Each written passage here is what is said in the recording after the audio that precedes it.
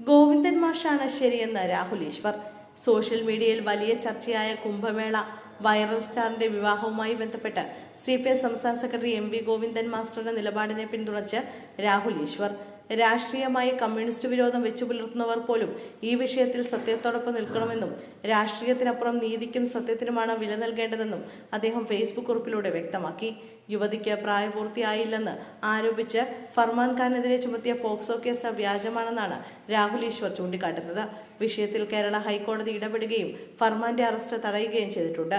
കോടതിയുടെ അനുകൂല നിരീക്ഷണങ്ങൾ യുവാവിന്റെ നിരപരാധിത്വം വ്യക്തമാക്കുന്നതാണെന്നും അദ്ദേഹം പറഞ്ഞു.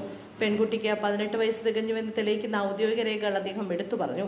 യുവതിയുടെ Aadhaar card, pan card, election തിരിച്ചറിയൽ രേഖകൾ എന്നിവയിൽ പ്രായപൂർത്തിയായതായി വ്യക്തമാണെന്നും ഇതിനെതിരെയുള്ള പ്രചരണങ്ങൾ അടിസ്ഥാനരഹിതമാണെന്നും അദ്ദേഹം വാദിക്കുന്നു.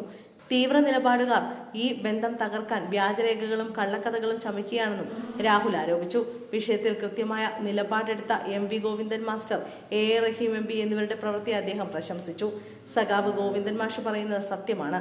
കമ്മ്യൂണിസ്റ്റ് പാർട്ടിയോട് എനിക്ക് വിയോജിപ്പുകൾ ഉണ്ടാകാം, പക്ഷേ അവർ ചെയ്യുന്ന നല്ല കാര്യങ്ങൾ അംഗീകരിക്കണം. ഇരുവരുടെയും നിലപാട് കേരളത്തിന് അഭിമാനമാണെന്ന് രാഹുൽ ഈശ്വർ കുറിച്ചു. കേരളത്തിൽ ലവ് ജിഹാദ് ഉണ്ടെന്ന് വരുത്തി തീർക്കാൻ ചിലർ ശ്രമിക്കുന്നതായും അതിന് കുടപിടിക്കുന്ന കോൺഗ്രസ് നിലപാട് ഗാന്ധിയൻ മൂല്യങ്ങൾക്ക് നിരക്കാത്തതാണെന്നും അദ്ദേഹം വിമർശിച്ചു.